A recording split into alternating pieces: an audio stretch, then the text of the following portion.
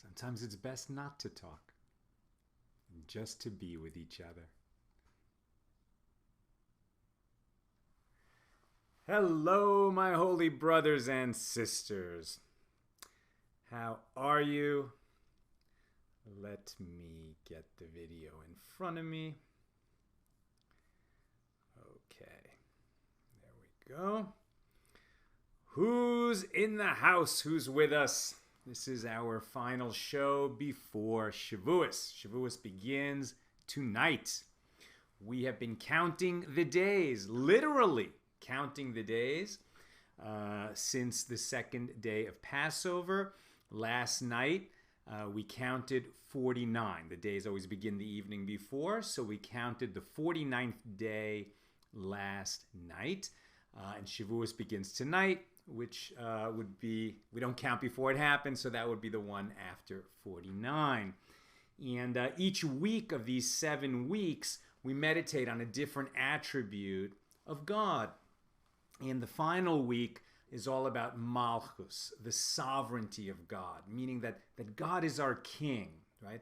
We know that God is our king, we know that God is our creator, but we don't think about God that much. So often we take God for granted, we just go about our affairs.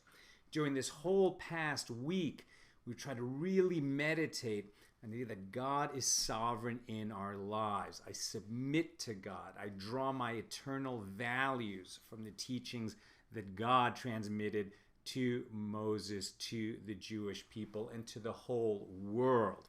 The 10 Commandments were given on the day that begins tonight. That is what Shavuos is all about. It's the birthday of Torah. And it was the greatest moment in human history when God revealed God's self before millions of people. Because we exist in this world, we know we were sent here. We come from the world of souls, right? We don't have bodies. We don't have souls. We are souls. We have bodies. We were sent here for a mission. And it is incumbent on us as human beings to ask ourselves constantly, all the time, what is my mission? What is my mission? What is my mission? Sometimes we know exactly what our mission is and we do it. Sometimes we're a little lost. Sometimes we're a little bit unsure. We're not quite sure what we're doing here. But one thing is for sure, and this is the lesson of counting the days from Passover to Shavuos. If we find ourselves killing time, just waiting for this day to go by so we can get to the next day, so then we're off mission. We're not fulfilling our mission if we're killing time. All the time, a person should be asking, what is my mission? What is my mission? I know what my mission is. Great, I'm doing it. I don't have to ask anymore. But as soon as I'm unsure, or every Shabbos when we're not going to be working, so we have a time to reflect, and holidays as well, we have a moment to reflect and ask ourselves, am I on mission? Am I on mission? We got to ask ourselves, what is my mission? What is my mission? Am I fulfilling my mission? And when we're not sure why we're here in this world, that's okay. If we keep asking that question, we'll get the answer. The reason we're not sure is because God hides in this world. It's the nature of this world. But because you're here, you can be sure that you came here with the mission. And it's our job to discover our mission and to fulfill it. All right. Where are we holding? This show is going to be a double show. We're going to get a page ahead so that we can stay in the Daf Yomi schedule as we go into this holiday. I'll be offline from tonight, Thursday night, all through the holiday tomorrow, Friday. Then Friday night is the second day of Shavuos and Shabbos. So certainly be offline and then come back on to do the next page Saturday night. So today we're doing pages 83 and 84. Daf Pei Gimel and Pei Dalet of Tractate Shabbos, and we are in chapter 9. Chapter 9 is all about some digressions. We're not really doing the laws of Shabbos at all. Yesterday, we started examining the decree of the rabbis that an idol, any kind of a statue of a deity that people worship, transmits tumah, transmits impurity. It's not in the Torah, but the rabbis enacted it to distance us. The Torah certainly tells us that idolatry is abominable in the eyes of Hashem, so we distance ourselves from idolatry. We don't even want to touch an idol because it transmits ritual impurity. Today we're going to finish that discussion and open a new one. Let us light up the darkness. Who is with us? Who is with us today? Or Moskovich says, cheers from Israel. Marcella Scheiflein says, good Yom Tov. Bob Book says, hello, AT. Marianne Baddeley is with us from the United Kingdom. Christina Vera says, hi again from Texas. He must have been with us when we read the book of Ruth this morning, our annual pre-Shabbos reading. If you missed it, it's on the Facebook page. Rick Wise is in the house on YouTube. Lynn Job is in from Texas. Lucy Rom Johnson says, hi from Minnesota. Michael Peretz, great to see you. Do I recall, Michael, that you own a parrot? I remember that. Marcelo Kemeny in the house from Chile. Great to see you. Let me know who else is here. Okay, so we're going to complete our discussion of the first Mishnah, which is about the tumah, the ritual impurity transmitted by the idols of idolatry. And these Mishnahs here in chapter 9, what they have in common with each other, what links them together, it's this structural device of how do we know? The sages ask, how do we know? They issued this as a rabbinic decree. They had to get some support from Tanakh, from the Bible. Okay, so yesterday we saw that an idol is, in a verse from Isaiah, connected with a woman having her menses, and just as a menstruating woman and her husband are prohibited to each other, they can't touch during that period of the month. The idol is something that it can't be touched in that way, and of course it doesn't have a cycle like a woman, so it remains off limits at all times. Okay. So the idol tumah, so the tumah of an idol, right? The ability that the decree that the rabbis issued, that any statues that are being used in idolatry, it's disgusting to the Jewish people, so we just really distance ourselves from it. But it's a rabbinic decree. So once they say, okay, the idol has tumah, they have to say, well, what kind of tumah does it transmit? Because in the Torah, the prohibitions in the Torah on certain kinds of tumah transmission, they have different rules. And so the ritual impurity, the tumah that's transmitted by a dead body, for example, a corpse, has different qualities about it, some different rules about it than the tumah transmitted by a sheretz, by a creeping thing, an insect. And that's different than the rules of the nida, the menstruating woman, and the zav, which is a man who has had a nocturnal emission or certain other kinds of emissions and becomes tameh and then goes through the procedure of immersing like the menstruating woman so that he or she will get purified. So now that the rabbis have decreed that the idol transmits impurity, the question is, well, what kind of impurity does it transmit, and through what processes can that impurity be transmitted? So, for example, we learn that a zav, a man who's had an emission and had become tameh, so of course he can transmit tumah by touching something, but he can also transmit tumah, and this is a stringency of a zav, by moving something or by causing it to be moved. So even though, for example, he doesn't touch me, right, but I don't know, it's like I'm sitting on a child's wagon and he moves the wagon. So he didn't touch me, but he caused me to be moved. He can transmit tumah to me. And that's just one of the stringencies of the tumah of a zav, of the man who's had that emission. But that's because that's a stringency of the zav, and the tumah of the idol is by rabbinic decree, not by Torah prohibition.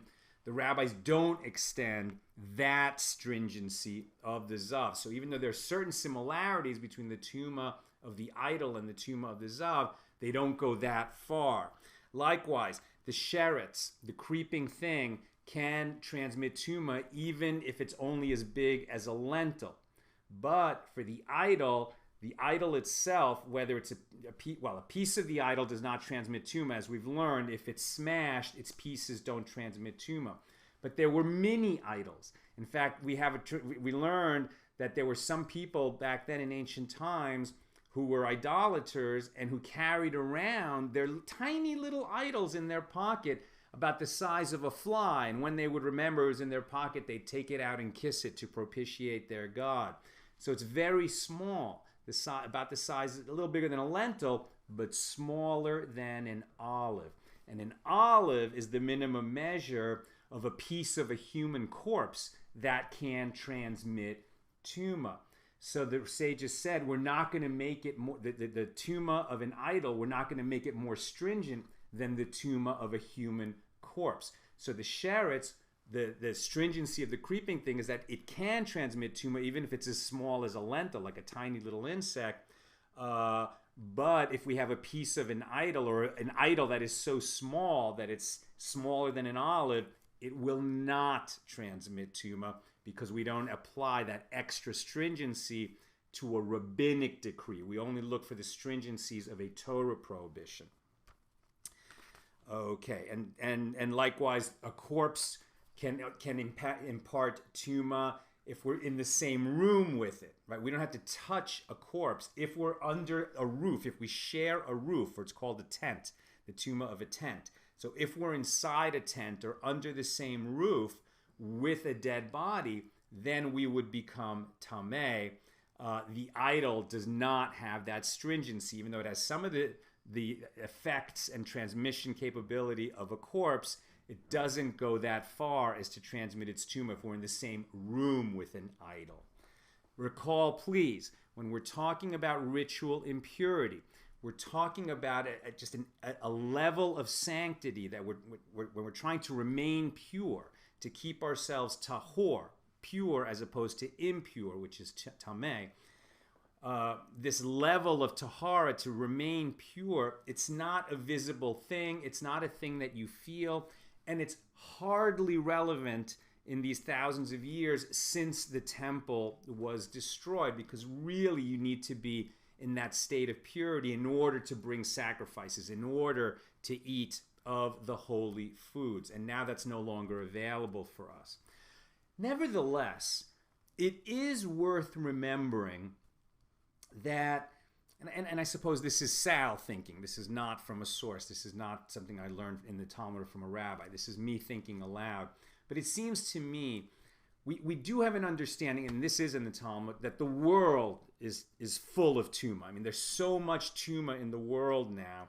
It's almost like, because we don't even know where all the tameh stuff is. We don't know where all the bodies are buried, so to speak, right? And there's the idea that if a body in a battle fell in a field and it was buried in a shallow grave, and years later a farmer came and plowed up that field, he wouldn't have even known that there was a corpse in that field, and his plow, could just sort of like tear up the little pieces of bone or whatever was left of that corpse in the ground. And now there's going to be little pieces of corpse that can impart tumah all over that field. In ancient Israel, when it was known that a field had a body in it at some point and no one knew where it was buried and that it might have been distributed over the field, so then people would avoid walking over that field if it was crucial that they remain tahor. A priest, for example, would never walk over such a field. And even today we see that a Cohen, somebody who's descended from the priestly line, does not enter a cemetery the way that other Jews do. So there's tumah all over the world. And I think if we look at the inner dimension of this idea that there's tumah everywhere, that there are objects of spiritual contamination, and it's everywhere. So this is why in the Hasidic tradition, men will immerse every day. In certain Hasidic sects, they will immerse themselves every morning. They want to be as free of tumah as possible, because the general process of purification from tumah It involves other things. It may involve bringing some sacrifices, which it's no longer possible to do. But one of the main features of the purification process is that you need to immerse in the waters of a mikveh. And so in some Hasidic communities, the men will immerse every day. And, there's physical reasons for that, physical rules. But on the spiritual level, which is what this is really all about, if you think that the world is filled with contamination, these days that idea is almost much easier to imagine, that we're living in a pandemic. But it's not a virus that makes you sick. It's a spiritual force that's everywhere and that sort of drags us down. It wants to pull us down. And that's an important idea, that the world is filled with tumah, it's filled with impurity, it seeks to drag us down. And if we're going to elevate ourselves, if we're going to try and rise spiritually and assume more of our identity as the souls we are, and that we came here with a mission into this world, it's almost like we have to rise above all that impurity in the world, all that contamination, just to try and help us remember our true selves and what we're here for, what we're all about. But when we're sort of wallowing in the muck and we just get caught up in the race to own things, to buy things, to have power over others, to escape the fact that they have power over us. I mean, all the stuff of everyday life, which is totally necessary. And that's where we express ourselves as Jews, in everyday things. We take action in the world. We don't seek to go live in a cave so that we can separate ourselves from all those impurities and contamination. We work within them. But it's worth remembering that there are forces on all sides of us, they're sort of want to keep us average, want to pull us down. And that we have to, try to be true to ourselves and remember who we are as souls in order to rise above that. It's a mindset that is worth developing. I am a soul. I came here for a mission. There's a lot of stuff that's making me forget or ignore, just obfuscating my mission. But if I keep asking, what is my mission? What is my mission? What is my mission? I am so much more likely to find it than if I do not ask. Okay. Now, in passing, as we close this discussion of imparting, that the idols impart tumah, we also learn it's not about this. It's just noted as we sort of explore the type of tumah and the transmission methods of tumah for idols. It is mentioned in passing that the sages also decreed that a Gentile man and a Gentile woman transmit tumah. This is a separate decree. Now, this decree has nothing to do with the decree about idolatry. Idols were decreed to pass tumah to us because idolatry is an abomination. It's abominable. It's abhorrent. So we want to distance ourselves from idolatry. The sages were not saying that Gentile men and Gentile women, that there's something wrong with them. So why is it that they're assumed to transmit tumah to us? That if we actually touch a Gentile, there's going to be a transmission, and then you wouldn't be able to enter the temple or bring a sacrifice until you immersed. You might think that it's because, Gentiles don't have these rules that we have. They don't need to immerse if they have, done the beautiful and holy work of tending to a dead body and making sure that it's buried properly. So they would have touched the dead body, and then they don't have these rules, so they're not going to go and do the immersion so that they become purified. So we would have to assume that they're tameh. That would be wrong. That's false assumption, because these rules of becoming tameh and then having to immerse only apply to Jews. Gentiles do not become impure by touching a dead body or having an emission or doing these other things. Those rules don't apply to them. Gentiles are bound by the 7 Noahide laws, and the rules of tumah and tahor do not apply to them. It's just something they don't have to worry about. They do not become impure. They remain in a state of purity with respect to these laws all of their lives. So if that's true, why is it that the sages decreed that if we touch a Gentile, that they would transmit tumah to us? And the answer is very simple: to keep us apart, to distance us from the Gentiles. Why were the sages saying that, 2,000 years ago, 1,500 years ago? Because relations were very bad. They were really afraid. And they were afraid for two reasons. You could get close to the Gentiles and then they could turn around and kill you. And that just happened a lot. It was unsafe to be a Jew. In the same way the German Jews thought they were very safe and secure in that society. And then eventually it turned around on them and the Holocaust followed. It was terrible. And that pattern was not invented in the 20th century. The idea that Jews would be living among Gentiles, have good friends, get along with the neighbors, everything is great, and then a certain day comes and they turn on you. It just happened many times. It happened in Egypt, the original pattern. The Jews came into Egypt because Joseph saved all the people of Egypt from famine and enriched Pharaoh beyond anything he could have ever imagined. The Jews were heroes when they arrived in Egypt. Over the centuries of living together, eventually the Egyptians started to say, we don't like these Jews, and started to spread anti-Semitic tropes about they're taking over our society, they're gonna have dual loyalty and side with the enemy if we get in a war, and then they'll rise up against us. So to make sure they don't do that, let's enslave them. And that's how the Jews ended up becoming slaves in Egypt. So one reason that the sages wanted to distance Jews and Gentiles is the fear that the Gentiles would turn on us.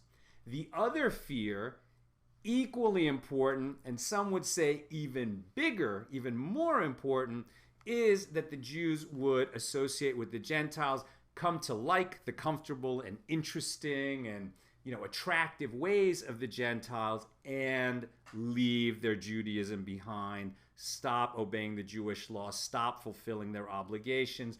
And of course, there was a recent example for the sages, in the whole period that led up to the Hanukkah story. There were so many Jews in the Holy Land that were just completely shedding their Judaism. They wanted to be like the high, sophisticated Greek culture, learn Greek philosophy. What do we need these old-fashioned laws for? And it ended up being a disaster for the Jewish people that we were able to walk back from a little bit, but it caused untold grief within the Jewish world. So this idea, it's not that you shouldn't, you can't talk to a Gentile or, you're going to get cooties from them, but they passed decrees that said, we can be in a workplace together, we could do a business deal together, we can be very good neighbors, we can serve in the army together to protect the nation in which we live.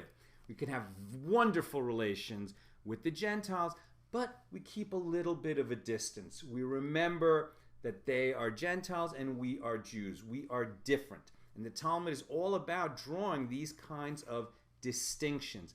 It is not a racism. It is not an elitism. It is just simply, let's remember who we are, and let's not go in a melting pot. Let's be more like a salad, right? You're you, we're we. We maintain our differences. We maintain our individuality. We maintain our culture. We keep an arm's length distance. We have wonderful relations, but we keep a distance. That's what the sages were teaching when they decreed that a Gentile man or woman transmits tumah to a Jew by touch. Okay.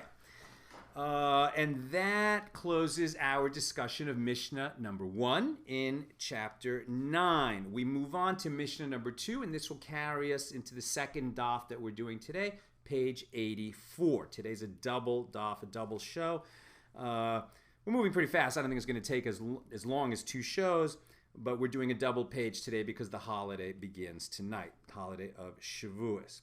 Okay, the second Mishnah, it's a very short Mishnah. It says, and this is another Mishnah that digresses from the central topic of this tractate, meaning Shabbos. And it too, this Mishnah, is based on an allusion from the Bible. From where is it derived that the ship is ritually pure in the sense that it cannot become impure? A ship is tahor. It cannot become tameh. As it is stated, and this is a verse from Proverbs chapter 30, verse 19. As it is stated, there are 3 things which are too wondrous for me This is Solomon talking, the wisest man who ever lived. But he says there are three things which are too incredible for me to understand, even with all my wisdom, says Solomon. Yea, there are three things which are too wondrous for me, yea, four which I know not. Four things I can't comprehend. The way of an eagle in the air, how an eagle flies. The way of a serpent upon a rock. The way of a ship in the midst of the sea, and the way of a man with a young woman. The mystery of love.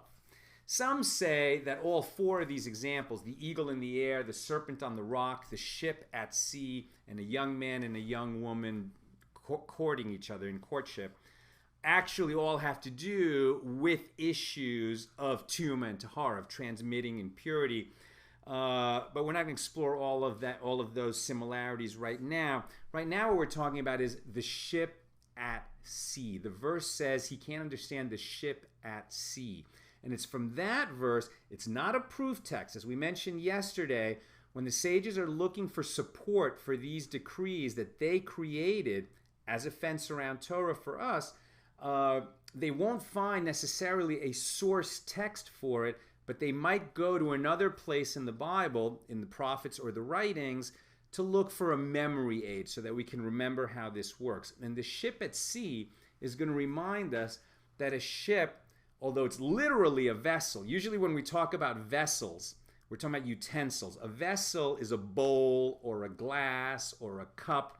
It's something that's capable of holding food or liquid inside of it. That's what a vessel is. And there were the vessels in the temple, and there are the vessels in the kitchen. In English, the word vessel also happens to be used for a ship. Now, a ship is like a bowl. I mean, you put a lot of stuff in a ship. So why is it that a ship cannot become tameh? One would say, well, perhaps it's very large. It's not similar to a utensil or a vessel in that it's so big, but there are smaller boats. And so they're asking, why is it that a ship cannot become tameh? One reason that's given is because the ship is at sea. And just like the sea cannot become tameh, there's no impurity. A tree cannot become tameh. The sea cannot become tameh. The beach cannot become tameh, like not the whole beach. And like the sea cannot become tameh, neither can the ship. Now that seems like a pretty general idea, so they keep looking for something better. And they say, well, a ship is generally made out of wood. I mean, certainly in those days. And the law in terms of tumah for a vessel becoming impure, if it's made out of wood, it can become impure, and it has a similar body of law to a sack. So a sack, a burlap bag, right? So a sack made out of fabric, it's a vessel, it can hold things in it. A wood vessel can be immersed in a mikveh, can be purified and brought out. A sack cannot. But what they have in common is that they can be carried either empty or full. Right? A sack or a wood vessel can be carried either empty or full. A ship on land, right? So it's being carried. It could be carried maybe if it's empty, but not if it's full, right? If a ship is full of stuff, it's just too heavy. And so they say, well, that's the reason that a ship cannot become impure, because unlike a sack, it can only be carried empty. It can't be carried if it's either empty or full. But Rabbi Hanina ben Akavia says, well, what are you talking about? If you're talking about a small boat, like a Jordan ship, meaning a boat that's just used on the Jordan River, it could be carried on shore when it's full of stuff. In fact, they do that. They would bring these boats onto land. They were like sort of amphibious vehicles. On land, they would be used as a wagon. They put it on wheels. They load it up. Then they get it to the water. They take it off the wheels. They go right into the water, go across the river, pull it out again. Maybe it even has the wheels on it. But the point is that it can move on land empty or full. So that would seem to indicate, well, maybe a big ship at sea can't become tameh, can't become ritually impure, but a small boat like a Jordan ship could. Now, the halacha, the law is no ship, no boat, small or large, no matter what material it's made out of, can become impure. But it took a while to work out that law, and for a while they believed that a small boat could become impure. A Jordan ship could become impure, but they weren't sure why. And then this Rav Chanina ben Akavia came and told them, oh, well, it's because some of these boats actually go right up on land. They didn't know that. They hadn't seen it. He's the one who told them about it. And so Rav Yehuda says in the name of Rav, wow, we've been talking about this for years and we weren't sure why. And if I hadn't been here today when you came to visit our Beis Midrash, our study hall, I would have missed hearing this beautiful teaching that finally makes it clear for me, something I've been confused about for years. And so Rav Yehuda says in the name of Rav, one should never prevent himself from attending the study hall for even one moment, as this Mishnah, which states that a Jordan ship can become ritually impure, was taught for several years in the study hall, but the reason was not revealed until Rabbi Chanina ben Akavia came and explained it. Following Rav's statement, the Gemara cites that which Rabbi Yonasan said. Rabbi Yonasan said, one should never prevent himself from attending the study hall or from engaging in matters of Torah, even at the moment of death. Right? For a Torah scholar, for the sages of the Talmud, ideally, when they come to the end of their life, they're still learning something new from the Torah, even when they're lying on the deathbed. Why do we know? As it is stated, this is the Torah, a person who dies in a tent. Now, I was just talking about before that a corpse transmits this very intense form of tumah, and you can get tumah from a corpse, even if you don't touch the corpse, if you're just in the same room with it, if you're in the same tent with it.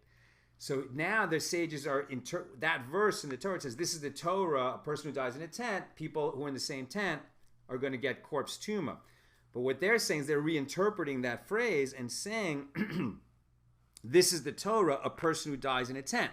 That's Numbers 19, verse 14. That is an allusion to the fact that even at the moment of death, one should engage in the study of Torah. Reish Lakish said, matters of Torah only endure in a person who kills himself over the Torah, one who is ready to devote all his efforts to it, as it is stated, this is the Torah, a person who dies in a tent, meaning that the Torah is only attained by one who kills himself in a tent. What kind of tent? A tent where people are studying Torah. In other words, just like who was it? It was Jacob and Esau, the sons of Isaac, right? And Esau was a man of the field. He was always out there hunting. He was a sportsman. Jacob dwelled in tents. And the sages understood that to mean that he was always studying Torah, either with his father Isaac or with some other characters who were in the world at that time and who were teaching Torah still, the sons of Noah. And so this idea that one, of course this is according to the sages, but this idea that you gotta labor for it, right? You gotta really want to learn, to grow in wisdom. It's not just a general longing, a general hankering, like I'll get around to that one day. And not even somebody who does great, like if they make time to study a little bit every day. What Reish Lakish is telling us is you gotta amplify your desire to learn. You gotta make sacrifices in order to learn. You gotta have a lot of books in your house and want to get to them. And the more you learn, the more you'll want to learn. So you got to open yourself up to the learning. And if you become a person who wants it so bad that you'll make sacrifices in order to learn, so then that learning is going to start to penetrate you and be in you and last within you. Okay. The last little teaching here relating to the ship. So the question is asked, well, what about a ship that's made out of earthenware? Now, this is so unlikely as to be one of those hypothetical cases that could never happen, right? You would never make a ship out of earthenware, out of like the material of a clay pot. It's waterproof, but it's so fragile that it could just chip or get a hole in it, and then it sinks, and everyone on board is dead. So you wouldn't make a ship out of earthenware. But it turns out that there's some models that were made from clay in order to figure out how you're going to make the big wood ship, and then they might test if that thing floats. So there's some case, and there's some ships that are made out of or canoes, really, they're made out of like weaving and reeds that are put together, and then some mud is applied to it, and then it becomes a kind of earthenware that is strengthened with all the grass and reeds and hay that are really what's made, that boat is made out of. And then it's just made waterproof with the mud that's spread on top of it. So what about an earthenware ship? Can that become tameh because it's a different kind of vessel than the wooden vessel? And the answer is no. It's a ship. It cannot become tameh. It's just one of those rules. And the source seems to be that verse from Proverbs, like a ship at sea, I don't understand it. Solomon doesn't understand it. The sages don't quite understand it, but it sticks. A ship cannot become tameh. And it makes sense. They just couldn't quite figure out exactly what the rationale for it is. And the last rule is that in terms of earthenware, so earthenware, which is what is usually used for, is pots, clay ovens. In Talmudic times, an oven was made out of clay. If you've ever been in Mexico or in California, for that matter, people in their backyards sometimes have like these little chimeneas, which is made out of clay, and you can keep a fire going, and something like 6 feet high, a little bit like a cone, and the smoke rises up and out of it. So that's very similar to what an oven was in Talmudic times. It could definitely become impure if a sheretz went into it, right? A creeping thing. It could impart its impurity to the clay oven, and then it's a big problem because you can't purify earthenware by immersing it. You have to destroy it. You actually have to just smash it and start over. You can use, once you smash the clay oven, you can, I guess if you heat it up, or you could just grind it up and, make clay out of that same material again. But what's interesting is that a clay vessel, first of all, to be a vessel, it has to be a receptacle. It has to be capable of holding liquid or food. It has to be like the shape of a bowl or something that it can hold food. It can hold liquid. If it's like a flat piece of clay, almost like the tiles that we use to, we see that all over here in LA, people who, tile a walkway with clay tiles. I think they're called saltillos. We have them in our front porch. So that will not become tameh because it's not a receptacle, even though it's made out of the same material.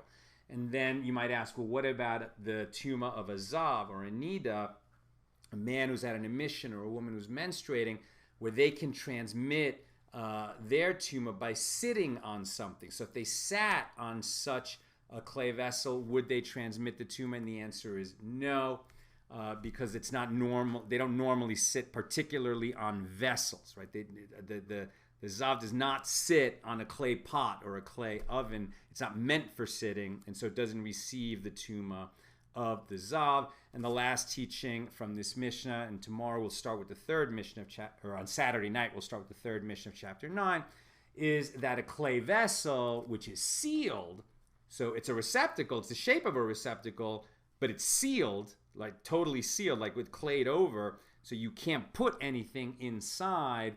So then it's tahor. It remains pure. It cannot contract ritual impurity. That's what I've got for us today. I will check the comments to see if there are any questions that I can help with.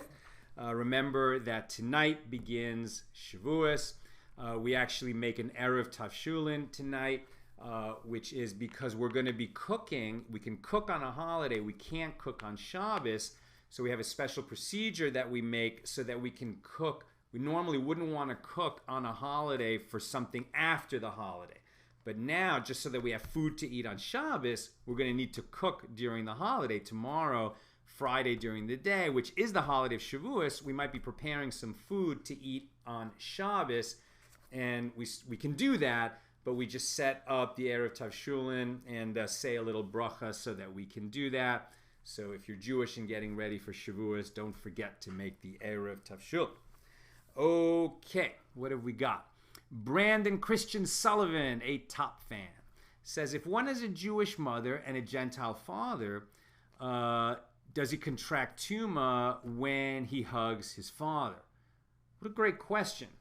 First of all, this is from ancient times. It doesn't really apply anymore now. But if one was in that situation, I guess if he was trying to hold himself up to that higher standard, it would apply. I'm not sure.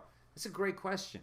And I would have to think about that because, I mean, it's just, you're going to hug your dad. There's nothing wrong with hugging your dad. It just might be that afterward you might have to immerse before bringing an offering in the temple. It's, that might be the nature of it. But I'm not sure what the answer to your question is. It's a very good question. And Doc Wolf says, no, because honoring a parent is a Torah decree that outweighs a rabbinic decree. Doc Wolf, excellent answer. I love it. That's absolutely right. And we learn from the case of Rabbi Yochanan, right, who was an orphan. We learned a few weeks ago he was orphaned at birth. His father died while his mom was expecting. His mom died in the giving birth. And he later said that he's one of the few people that never committed the sin of not honoring his parents properly because he didn't have parents to fail in the fifth commandment. Everyone else, that commandment is so difficult to fulfill that we really have to be humble and realize that we never do enough for our parents. But we can at least try, right? So we should definitely be calling them and to wish them a happy holiday and check in with them during the pandemic and bring them gifts and, defer to them and make them feel honored and never, ever, ever embarrass our parents or raise our voices to them. It's always a good lesson on fulfilling the fifth commandment. Beaufort Clifton Addison says, why do these live videos always freeze just when I scroll to them? I don't know, maybe you can reload. Must have something to do with your Wi-Fi, but I don't think it has frozen. I think it's a local issue. Janice says, happy Shavuos, a good Shabbos. Thank you, A.T. and Nina. Okay, my friends, sending you all a big hug from the left coast. May you enjoy this birthday celebration of the giving of Torah, I believe 3,332 years ago tonight. All the best.